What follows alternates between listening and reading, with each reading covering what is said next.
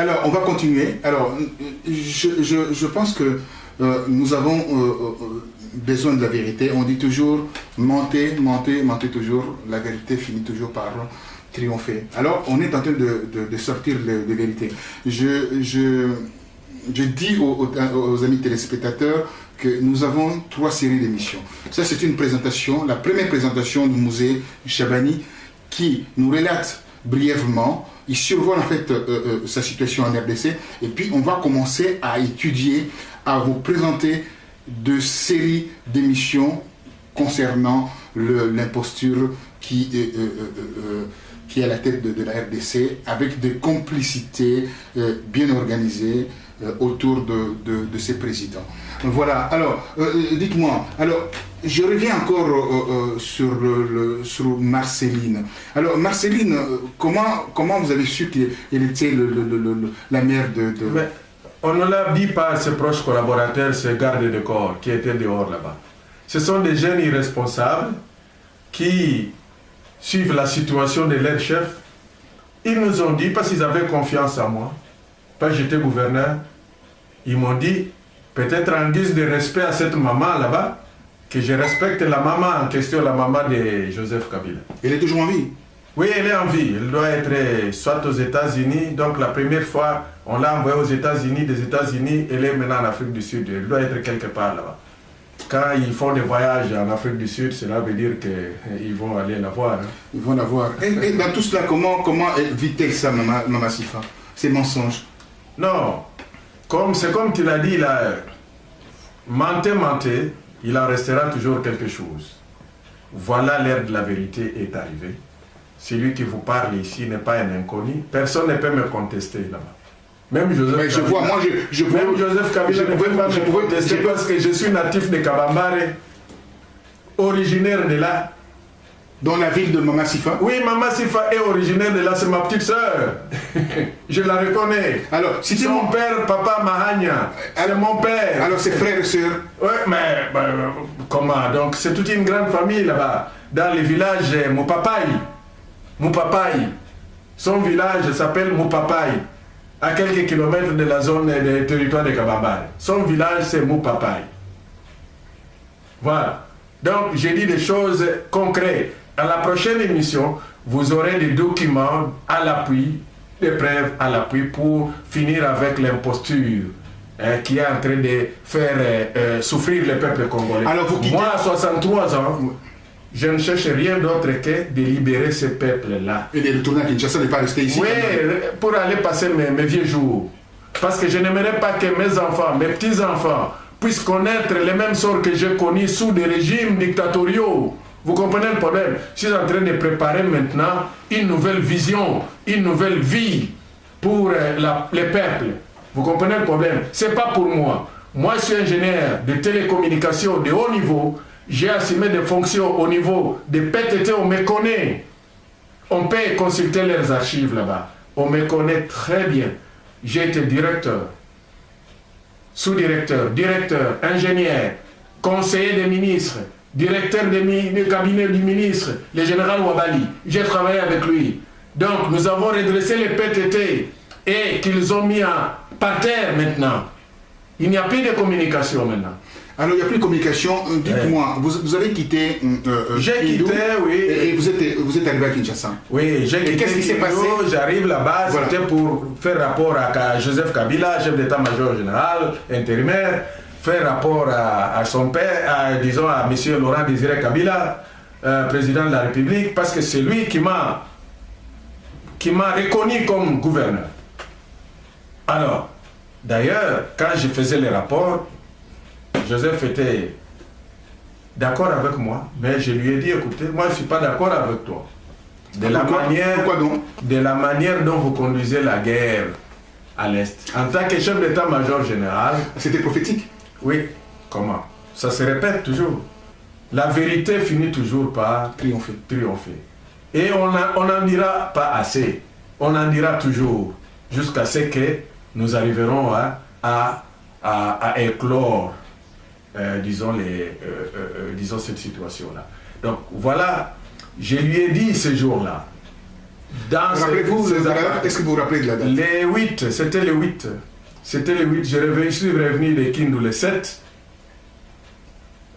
Il y a chose de l'aéroport, je suis descendu. Les journalistes. Le 8 quoi? Le 8 au matin. 8 quoi? 8 de quel mois? Le mois d'octobre, un jour après mon élection. Tout à fait, ok. Je suis venu rendre compte de ce qui s'est passé à Kindu. Avec Alamba qui était là-bas comme professeur verbaliste et en tant que juriste. Parce que c'était leur juriste.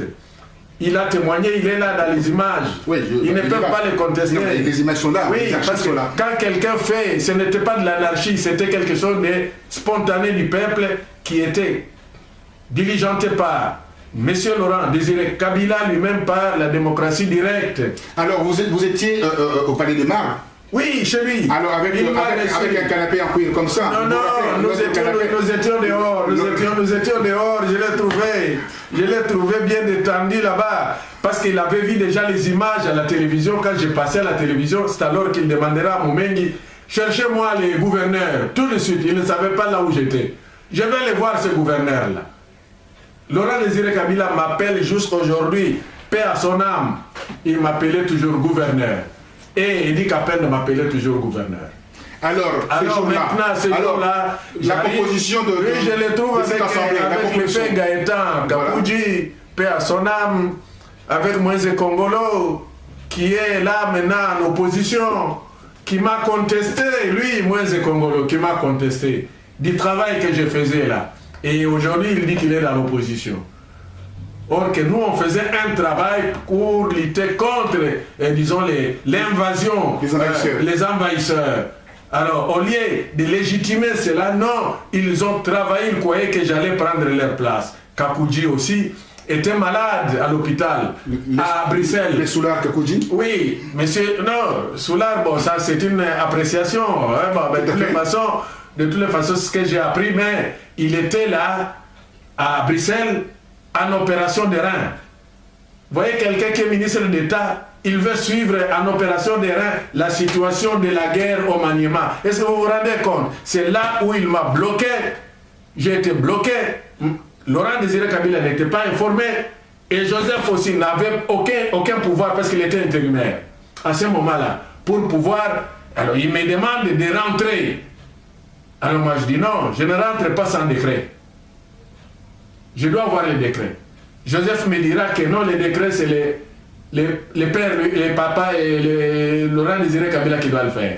Ah, le ministère de l'Intérieur. J'ai dit, bon, alors mes salaires, comment on va faire? On dit, non, tes salaires, c'est au niveau de le ministère de l'Intérieur où vous touchez. Moi, je n'ai pas de l'argent ici, mais j'ai quelque chose que je vais vous donner seulement pour motiver la population. C'est tout. Il m'a donné. Combien? Il m'a donné combien? C'était à peu près une affaire de 1000 dollars. 1000 dollars pour motiver les gens. Pas grand-chose. Oui, pas grand-chose pour motiver la population là-bas. Il a dit, je n'ai rien. Et c'était chez son comptable qui m'a reçu à l'état-major général. Les noms, je ne m'en souviens plus. Bon, il m'a envoyé là-bas. Il a téléphoné. Je suis arrivé là-bas. Il m'a remis l'argent avec mon vice-gouverneur. Nous sommes... Alors, en voulant descendre là-bas, il y a eu les problèmes de l'avion qu'on a tiré dessus. L'avion dans lequel je devrais être là-dedans. J'ai loupé cet avion parce qu'il y avait 3 avions qui devraient aller sur Kindu. Le premier avion, je l'ai raté le matin parce qu'il était très tôt le matin, à 4 h du matin. Il y en avait 3. Je suis arrivé au deuxième avion. Le deuxième avion voulait partir. On m'a signalé que non, le premier avion vient d'être abattu. Donc le second qui va partir n'ira pas à Kindu. On l'a dévié sur Kamina. Alors, monsieur le gouverneur, on me tire à côté, à l'aéroport, par Descrever, qui est le chef des aéronefs présidentiels. Il me connaît quand je parle de ça. C'est un petit de chez moi à Bukavu là-bas. C'est un Belge de mère congolaise. Il est là, il me connaît, il sait que ce vieux ne ment pas. C'est lui qui me connaît. Alors, celui-là, il me dira, écoutez vieux, je vous conseillerais de ne pas partir. Parce que là-bas, Ça brûle. Dites-moi, ça me fait rappeler quand même cette avion d'Adiarimana. C'est la même pratique, hein, c'est la même façon de faire les choses. Oui, ça c'est les mêmes techniques, et les mêmes causes. C'est les techniques tout-ci, hein. Oui, tout à fait. Les mêmes causes produisent les mêmes effets, oui, tout à fait. Ouais. Alors, dites-moi, vous êtes parti, Mouzé vient de mourir. Comment s'est passée cette histoire de la mort de Mouzé? Alors, maintenant je rentre, Mouzé très fâché. D'abord, il m'a reçu, il me félicite comme gouverneur. Alors, il dit, bon, vous devez repartir. Et c'est eux qui m'ont bloqué. Eux qui? Joseph. D'accord. Avec la clique de Gaëtan, les moins de Congolo, ils m'ont bloqué. Il se souvient quand je suis allé au Palais du Peuple, je l'ai trouvé là-bas en train de diriger une commission des moins de Congolo, commission constitutionnelle. Il m'a même chose défié. Il me voit. Il me voit à ce moment où je parle. Il sait que je ne mens pas. Aujourd'hui, il est en train d'attaquer un peu Kabila. Non, mais non, ça c'est des choses des combats d'arrière-garde là. Très bien. Alors maintenant, rapidement, parce que là... Bon, alors, Laurent Désiré Kabila était stupéfait de constater que Kindu est tombé. Lui, il croyait que moi j'étais là. J'étais avec le fils de Idi Amin Dada. Oui, on le voit, les images sont colonels. Là. Les colonels est là. Oui, on appelle Sharif. Ben voilà. Il est rentré déjà à la mort de son frère, de son père. Il est là, le fils de Idi Amin Dada. Le président Museveni a amnistié la famille. On l'a appelé, il occupe de très hautes fonctions au niveau de la sécurité militaire de l'Ouganda. C'est un grand colonel aviateur de chasse. Ça c'est de votre village à Lodja. Oui, à Lodja. Donc j'avais toute une brigade des Ougandais, des rebelles ougandais qui étaient rebelles par rapport à Museveni. Très bien. Qu'est-ce qu'ils faisaient avec vous Non, c'était les opérations pour m'appuyer dans la province du Maniema. C'est pour m'appuyer. Vous appuyez comment? Appuyer pour chasser, disons, contre la chose, m'opposer à l'offensive rwandaise, RCD et tout ça qui venait justement prendre Kindu, parce qu'ils voulaient évoluer jusqu'à Kinshasa. Avec les mêmes Mende qui étaient leurs porte-parole. Porte-parole de RDC. Oui, RCD. Mende qui parle là. Il est ministre de l'Information. Très bien, il continue toujours dans le... Oui, toujours, il marche dans tous les râteliers. Alors donc, vous voyez à quel type d'homme nous avons affaire. On le sait bien, Mende, qu'est-ce qu'il est, hein? On le sait. Je pense que le Congolais, quand le Congo sera libéré, cet homme sera pendu par le creux de boucher. Ça, je laisse aux Congolais d'apprécier. Bon, alors, M. Laurent Désiré Kabila était stupéfait de constater que Kindu est tombé parce qu'il croyait que j'étais là. Quand il a appris par Idi Kapen que je n'étais pas là, directement il m'a appelé. C'est alors qu'il me dirait, écoutez gouverneur, j'ai confiance en toi. Ce que tu as fait à Kindu, tu le feras. En tout cas, je ne te connais pas, tu ne me connais pas, mais le travail que tu as fait d'une manière bénévole, d'une manière patriotique, me pousse à te faire encore confiance davantage. Je te donne les armes pour aller reprendre les militaires qui sont en débandade en provenance de Kindu Maniema vers Lodja. C'est 400 km du Maniema. Lodja, c'est la localité voisine, proche de notre province du Maniema. Dites-moi, qui est là? En blanc, c'est qui? En blanc, c'est moi, M. Chabani Bin Ramazani. C'est vous, ça c'est très bien. Nous sommes à Lodja. Et là, c'est le commandant Omari qui était commandant, disons, de Lodja. Très bien. Le monsieur debout. Il est colonel. Tous les deux ici sont des colonels et des adjoints à M. Sharif. Sharif, le fils d'Idi Amin. Alors tout ça, ce sont les Ougandais là. Très bien. Ils sont à ma résidence à Lodja là-bas. Donc on peut dire que les Ougandais là ne sont jamais partis de la RDC. Non, mais comment ils sont là? Ils sont là. Ils peuvent toujours venir à tout moment. C'est-à-dire les pays, c'est un problème de leadership. Alors, donnez-moi une explication plausible sur la mort. Alors, un instant voilà, d'abord. Je souhaiterais qu'on termine un peu un instant, me renverra chose à Lodja. Il m'a donné toute la logistique. Les avions, pour les transports, tout l'équipement, l'armement, Et c'est le jour où j'ai dit à Joseph Kabila, dans son bureau, je ne suis pas d'accord avec la manière dont vous conduisez la guerre. Parce que j'ai comme l'impression que vous-même vous êtes ennemi, de connivence avec l'ennemi. Alors, il était étonné d'apprendre cette vérité de face. Je parle, il m'entend, il m'écoute, il me voit à la télévision. Monsieur Kabila, je pense qu'il y a un témoignage contre vous, à votre encontre. Maintenant, et je pense qu'il y a un témoin vivant que vous voulez tuer, bien sûr. Vous avez subi une opération qui a failli vous coûter la vie. D'origine d'empoisonnement. Oui. D'origine d'empoisonnement. Voilà. Alors, à ce niveau-là, je lui ai dit dans son bureau que je n'étais pas d'accord avec vous sur la manière de conduire les. Parce qu'il y a comme une sorte de trahison. Donc, vous devez être de connivence avec l'ennemi. Alors, il était touché. Une prophétie. Oui, il est prophétie, effectivement. Parce que maintenant, ça se vérifie. Il avait il est le patron du M23. Il était touché. Quelques 5 minutes après, il n'a pas parlé. Il s'est ressaisi pour rebondir. Pour me dire, monsieur le gouverneur, pourquoi vous dites que je suis ennemi? Moi, il dit oui. Je l'ai dit en connaissance de cause. Parce que de toutes les positions militaires, malgré l'effort de guerre que le peuple congolais fait pour acheter les armes, nous n'avons jamais repris une position qui a été conquise par l'ennemi. Jusqu'aujourd'hui, oui. Jusqu'aujourd'hui. Alors, vous êtes chef d'état-major général. Je ne vous ai jamais vu au front, à Kindu là-bas. Je viens prendre les armes, moi qui suis civil, je ne suis pas militaire. Comment vous saurez, avec quelle confiance, ni tété, monsieur Laurent Désiré Kabila qui me place confiance par patriotisme, vous comprenez? Comment vous saurez que ces armes sont arrivées à bon port pour aller donner aux militaires afin que nous puissions faire la contre-offensive?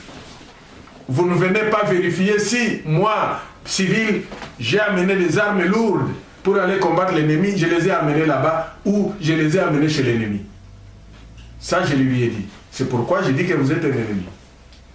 Et en plus de ça, les militaires sont démotivés parce que leur salaire, leur solde, quand vous envoyez vos agents comptables là-bas, les 240 francs congolais qui représentaient $100 par militaire, ils étaient contents car Laurent Désiré Kabila leur donnait ce salaire-là. Aujourd'hui, ils n'en ont plus ça. Ils n'ont plus cela. Maintenant, cet argent n'arrivait pas entre les mains de ces militaires.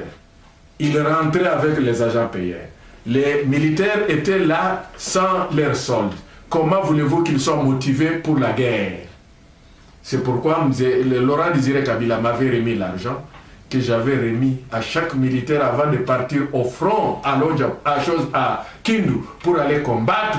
Ils avaient une prime, chacun de $100 avec tout l'équipement nécessaire, l'armement, avec les munitions, les BATT là, les commerçants TT là, des maniements m'ont donné 10 camions MAN pour transporter l'armement lourd. Les militaires partaient à pied jusqu'à 220 km de Lodja jusqu'à Katakokombe.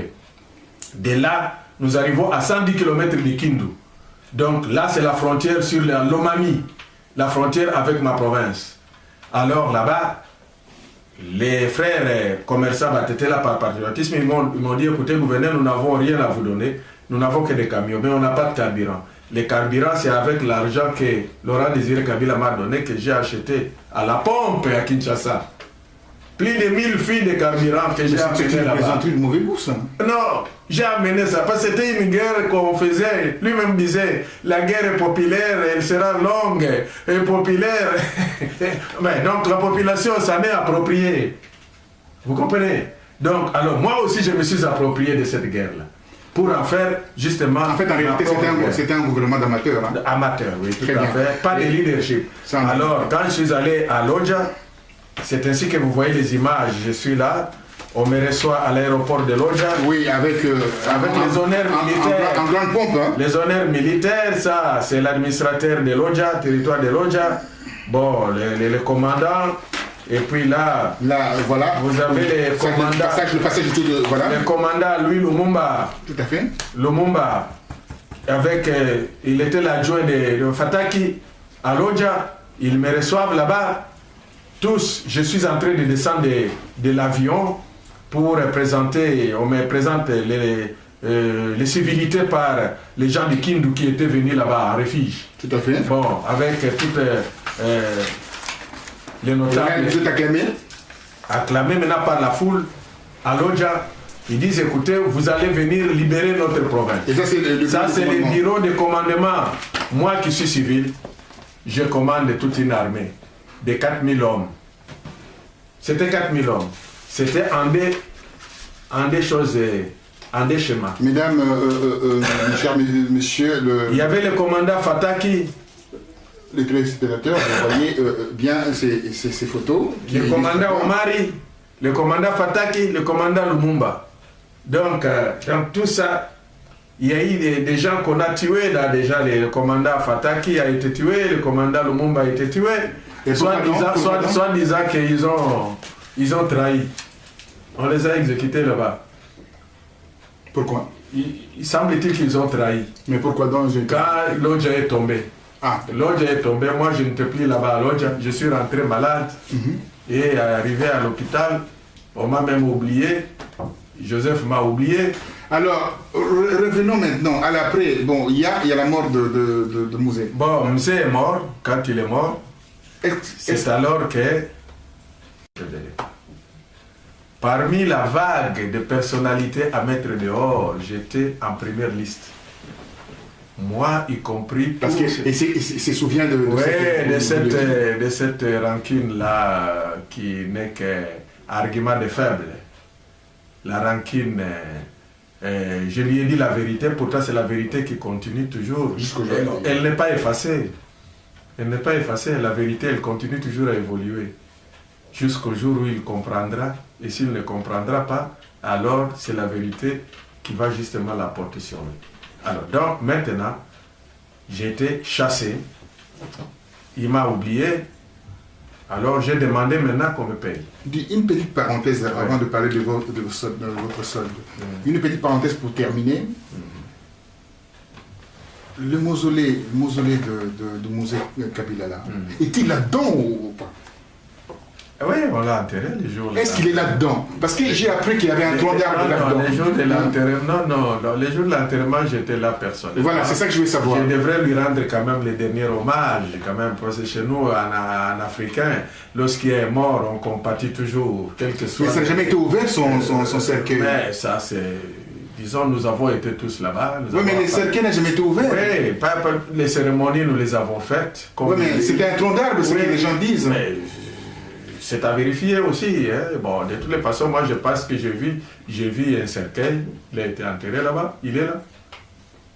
Et ça, ce sont des situations que nous allons parler dans la prochaine émission. Plus tard, mais on vous réserve une belle surprise, surtout l'histoire de Maman Sifa. Sur les origines aussi même de Joseph. Oui, voilà, c'est deux histoires importantes sur la RDC, vous devez les savoir. Même sur la mort de Mouzé Kabila. Ça, vous devez les savoir, ça c'est je vous garde la première pour la prochaine fois. Venez sur Afrique Rédaction, vous allez suivre avec mes investigations. Vous le savez, journaliste d'investigation qui cherche toujours à dire les choses, à chercher les choses pour le Congolais, en fait que le Congolais soit éveillé. Alors, après Kabila, votre j'ai été révoqué. Bon, je demande l'audience, il ne veut pas me recevoir. Bon, je lui ai fait un mémo. Il a déchiré ça, c'est ce qu'on m'a dit, il a déchiré, il l'a mis dans la poubelle. Parce qu'il ne savait pas lire, ça ne aussi pas lire là non plus. Hein, ça c'est son problème. Hein. Bon. Je lui ai fait ma déclaration de créance pour les trois années. De 1998 jusqu'à 2001, son père vient de mourir, je n'ai pas été payé. Son père m'a promis que je te payerai. Faisons d'abord l'effort de guerre. Alors, je l'ai fait à la fin, vous êtes allé voir. À la fin, maintenant, je ne l'ai pas vu. Maintenant, il ordonnera à son commandant de la garde présidentielle de m'arrêter. Qui est-ce? Il y avait d'abord celui qui était là, c'était le fils de Kifwa. Et Banze aussi était là. Vous savez, à la présidence là-bas, il y a un bureau là-bas, on peut même vous mettre là-bas, il y a des cachots là-bas, même à la présidence, là, au palais là-bas, à côté là-bas. On peut déjà vous séquestrer là-bas, on ne saura même pas là où vous êtes. Comme ils ont séquestré, bien entendu, John Ndonga. Voilà, exactement. Alors, on m'a mis là-bas pendant 2 mois. Alors, pour me faire sortir 1 mois, et puis me demander d'aller justement signer la présence tous les mardis. Alors je pose la question, mais pourquoi vous m'avez arrêté? Est-ce qu'il n'y a pas un document? Il dit, monsieur, vous n'avez pas à nous poser cette question. Votre cas relève des pouvoirs discrétionnaires du président de la République, Joseph Kabila. C'est lui qui vous a mis ici. Alors nous vous laissons partir. Parce alors, que vous avez déjà le poison en vous. Il faut faire fermer la gueule, c'est tout. Vous avez le poison en vous déjà. Bien sûr, parce que ça s'est révélé, même ici au niveau de l'hôpital. Alors, il y a eu des séquelles. Mais Dieu est grand. Alors, maintenant, je suis resté calme. J'ai commencé à réagir. Les Kakouji aussi réagissaient de leur manière aussi. Les Soulars Kakouji? Non, mais il était dehors. Il n'y avait que Hérodia qui était l'homme de la situation. Les Moise Congolais étaient venus des aigris. Il a écarté tout l'entourage du musée. Hein? Oui, tout le monde, tous les Mawapanga et tout le monde, tout. C'est ça, Mawapanga, le ministre de l'Agriculture, le ministre des Finances. Et il y avait aussi maître qui était ministre de la Justice, là. Il est de chez moi du Maniema, là. Et il est aussi comme aigri là-bas. Luangi. Maître Luangi. Nous tous dehors. Je ne sais pas s'ils ont été payés ou comment. Alors il a mis les Rwandais à la place? Mais tout à fait. Très bien. Alors donc, je me suis retrouvé dans cette situation. C'est alors que je me suis mis dans un parti d'opposition. Et on ne dira pas le nom de ces partis d'opposition pour ne pas dire que voilà, tiens, il travaille pour ces partis d'opposition. On ne le veut pas le dire. Hein, on dira simplement que vous avez subi une situation difficile et terrible. Même, je dois avouer sincèrement que j'ai soutenu Tshisekedi. Ah ben ça, il faut l'avouer. L'avouer, pendant les élections de 2011, je l'ai soutenu à Kinshasa comme à l'intérieur. Là où je parle, M. Tshisekedi me voit, il sait qui je suis, ce que j'ai apporté comme apport pour la nation, il le sait. Donc c'était pour faire partir l'imposteur Joseph Kabila. Alors, il a triché malgré cela. Malgré cela, il a triché. Tshisekedi a gagné les élections à 57%. Kabila n'avait que les 35%. 35%. Alors on a renversé les choses. Alors c'est ça qui a fait justement, vous savez, vous autres, les gens des droits de l'homme, vous avez écrit beaucoup de choses, Human Rights, Fondation Carter, l'Union européenne, l'Union africaine, et tous les observateurs, même l'Église catholique, pour une première fois, elle s'est soulevée pour dire non. Ça, en tout cas, nous ne pouvons pas cautionner ces mensonges-là. Alors donc, voilà dans la situation dans laquelle nous nous sommes retrouvés. Alors j'étais persécuté, pas j'étais en première ligne. Même à l'arrestation, disons quand Tshisekedi est rentré de Bas-Congo, j'étais à l'aéroport pour l'accueillir parce qu'il devrait faire les derniers meetings. Oui, et ça a été interdit par Kimbuta. Kimbuta, oui, il a interdit sur ordre de Kabila. Très bien, on le sait. Nous, on voulait le faire au stade des martyrs. Oui. Ils ont dit, stade des martyrs, c'est... Non. Alors, ils ont dit, stade des martyrs. Non, on ne nous a même pas donné stade Tata Raphaël. On nous a dit, stade des martyrs, c'est le président Joseph qui va parler là-bas. Alors nous avons dit, d'accord, nous allons parler au palais du peuple là-bas devant les boulevards triomphal. Alors ils ont vidé côte à côte là-bas, ils ont paniqué. Alors ils ont mis tout le monde en déroute. Et nous qui étions à l'aéroport pour recevoir M. Tshisekedi, nous étions arrêtés avec les Moubak avec les Fayoulou, avec tout le monde. Nous étions tous arrêtés. Les Diomin Dongala, on nous a transportés jusqu'à chez Bisengimana, le commissaire général, le Rwandais. Oui, les noms, je te les dis bien. Ouais. Bon, je ne sais pas si... je suis du Kivu, hein. Je ne sais pas si Bisengimana est des... On ne connaît pas ces noms, en tous les cas, en RDC. Bon, le général nous a pris jusqu'à l'inspection générale. C'était lui l'adjoint de Numbi, général Numbi. Mais le général Numbi, là, Numbi, l'assassin, le commanditaire, enfin, le bras armé qui a fait exécuter non, Kabila ne peut pas contre lui. Ne peut pas contre lui. Parce voilà, c'est ça que je voulais savoir pour terminer avec ça. Il connaît beaucoup sur lui. C'est pourquoi il les défend. Il les connaît beaucoup sur. Il les connaît beaucoup sur. Donc, il connaît les secrets, le vrai secret. Beaucoup de secrets. Donc, il ne peut rien faire contre... Oui. Même au dernier moment, là-bas, chose de son conseiller qui est mort, paix à son âme, dans l'avion, là, avec Matata Pogno, là-bas, qu'ils étaient là-bas, Augustin Katumba manqué. Donc, il n'y avait pas de bon ménage entre Joseph et lui à cause de Numbi, général Numbi. Donc Kabila voulait sacrifier le général Numbi. Alors, or que le général Numbi est du Chaba, il est l'homme des Chabiens, de Katumba Mwangi. Alors là, il y a eu un problème. Nous allons développer tout ça. Voilà, il y a un dossier important encore qui vient de se mettre, encore qui greffé sur le dossier de Kabila, qui n'est pas Kabila, de Sifa, qui n'est pas vrai Sifa, maire de Kabila, et encore maintenant nous avons le dossier, bien sûr, de Numbi, qui, bien sûr... tout le monde ne peut pas continuer à mentir, tout le monde ne peut pas, on ne peut pas dire, écoutez, on ment. De toutes les façons, il y a la technologie, disons, la science a évolué. Il y a l'ADN, normalement, qui peut se faire. Le corps est là devant, le corps est devant son bureau là-bas. Lui, chez nous en Afrique, lorsqu'on dit que tu n'as pas de père, mais ça te travaille. Quand Mobutu, on lui disait il était bâtard par la presse belge, mais c'est toute la diplomatie congolaise qui était en dispute avec donc, les États, donc les intérêts d'État étaient mis en cause. À cause d'un individu que la presse privée belge avait mis en cause pour sa paternité et tout, pour dire qu'il est bâtard, on ne connaît pas son père. Mais, donc, vous avez vu que ça lui faisait mal au cœur en tant qu'Africain, en tant que chose... Bantou.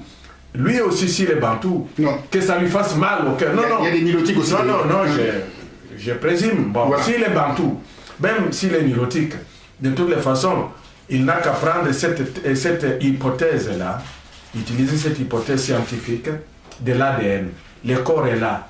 Donc vous rejoignez le Rwanda, on aurait Rwanda. Oui, mais quoique je ne suis pas avec lui, mais de toutes les façons, s'il l'a dit, mais moi, je sais qu'en tant qu'ingénieur, un homme cultivé, l'ADN, c'est un processus. Il peut prendre les Américains, les Français, même les Russes, même les Chinois, qu'ils viennent en spécialiste, mais médecins. Les Anglais qui sont les spécialistes en ça. Même les Sud-Africains, là où ils se reposent, chez sa mère, là-bas. Chez sa mère. Oui, donc ils viennent faire l'ADN. Je crois qu'il en sortira grandi. Et ça sera vraiment son honneur. Et l'honneur même d'un homme qui se dit Bantou. Qui s'est dit Bantou, voilà. Oui. Et l'honneur de dire que simplement que voilà, je suis le fils de maman Marceline. Tout à fait. Très bien. Nous en parlerons beaucoup plus davantage dans toutes les émissions. Peuple congolais, soyez debout, soyez vigilants. Nous sommes là pour vous, pour combattre pour vous. J'ai 63 ans, ce n'est pas pour briguer un poste. Rien de là. Loin de là, je suis ici en exil, c'est pour faire éclater des vérités. Et c'est soigner aussi d'ailleurs. Mais se faire soigner également, je suis en train de faire les combats de premier plan, mais un combat très sérieux pour que vous soyez libérés, afin que vous puissiez retrouver vraiment la paix. Donc, je suis là, nous allons continuer à faire sortir les vérités, nous allons inventer les boas. Je suis originaire du Maniema. Personne ne peut passer à la télévision de la RTNC pour me contester. Personne. Ni Roger Bongo ne peut pas contester. Non, ni personne. Celui qui me contestera, qu'il me dise. Moi, je suis de Wamaza. Un petit mot aux Katangais qui sont autour de Joseph Kabila, qui connaissent la vérité, mais comme il y a la guerre entre le Balubakati et les Karunda, alors il protège un enfant qui est... Un petit mot en Swahili, je souhaiterais un mot. No, wandugu wapenzi wa Shaba, mliona wakati mzee Tshisekedi alikuja, mlimpokea vizuri sana. Mlionesha kama huyo si mtoto wenu huyo. Mlionesha kama Joseph Kabila si mtoto wenu. Mlimpokea Tshisekedi vizuri sana na ikampa panique générale. Donc nazidi kuwapeni félicitations. Mzidi kuendelea na ile combat, mujilibere parce que vous êtes aussi dans l'oppression. Vous devez trouver un Katangais d'origine katangaise pour qu'il soit au moins chef de l'État, comme ce fit votre frère Laurent Désiré Kabila. Lui, c'est un Congolais, moi je ne peux pas le contester. Merci. Alors maintenant, nous venons de terminer notre émission. Merci beaucoup au musée Chabani. Vraiment, je suis honoré de vous rencontrer aujourd'hui. Je vous ai rencontré il y a une trentaine de jours. J'ai laissé passer le temps et j'ai appris que vous étiez hospitalisé. J'étais très attristé, extrêmement attristé de cette hospitalisation. Et aujourd'hui, nous êtes trompés ensemble. Oui, maintenant ils sont en train d'instrumentaliser les gens de Kabambare. Même Patata Pogno qui vient en France aujourd'hui, là ou demain, là. Il est de chez moi, là-bas, à Kabambare. Là. Donc, vous voyez, tout passe par la filière de Maman Sifa. Sauf moi, j'ai refusé de passer par cette filière-là. Donc, Maman Sifa gère tout. C'est qu'on avait... Oui. Donc, tous ceux qui veulent passer par là, moi, je dis, écoutez, je ne peux pas, en tout cas, être sponsorisé de cette manière-là pour, disons, trahir la cause de la nation en passant par là. Moi, je n'ai pas de démarche à faire chez Maman Sifa. Donc, je peux dire ça, automatiquement, je suis... Même Premier ministre, même président, c'est pas des... même l'Assemblée. Oui, tout à fait. Je peux avoir même un ambassadeur. Mais je ne veux pas ça. C'est pas ça qui m'intéresse. Voilà. Même ma tata Pogno, il est de chez moi, là. C'est un petit de chez moi. Mais on est en train de l'instrumentaliser. Ses connaissances, il les met au service du mal. Voilà le problème. Voilà, il disait dernièrement pour terminer qu'il ne connaissait pas, en fait, que Joseph Kabila ne connaissait pas chez Béa. Alors, en attendant cela, je me suis dit, un homme de cette stature, dire que Joseph Kabila ne connaît pas chez Béa. Alors, cela montre à Essian que Kabila est étranger parce que c'est lui qui ne connaît pas chez Béa, forcément. C'est quelqu'un qui n'est pas de la RDC parce qu'il a combattu Mobutu. Chez Béa, ça c'est une... Ils en ont fait vraiment un monument là. Donc... Et là, ça y est, c'est fini. L'histoire est réglée. Je vous souhaite une bonne soirée et à très très bientôt. Merci à vous. Merci beaucoup. Merci beaucoup. Monsieur Bongos, je vous remercie du combat que vous êtes en train de mener pour le peuple congolais. Il y a de ceux-là qui ne vous connaissent pas, mais je vous ai découvert ici en France. Mais je dis aux Congolais de vous faire confiance et de regarder ce site-là. www.afriqueredaction.com. Ils verront les émissions qui vont parler des vérités, des 4 vérités sur le Congo, sur Kabila, sur tout ce qui est justement des... Maman Sifa surtout. Ce qui m'intéresse, Maman Sifa, parce que je ne saisis pas qu'on puisse soutenir un enfant qui n'est pas des siens. Je pense que c'est une malédiction pour la nation congolaise. Moi, je parle un homme de Serail, un homme qui vient justement des Maniema, de Kabambare. Alors je vais faire intervenir le pasteur pour faire une conclusion, qui est l'homme de Dieu, parce qu'avec ce combat, il faut qu'il y ait Dieu avec nous. Alors, pasteur François viendra faire une conclusion par rapport à ce qu'il a entendu.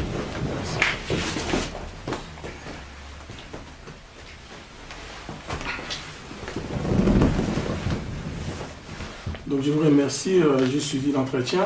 Donc j'aimerais juste dire pour conclure comment nous les hommes de Dieu, nous devons nous taire.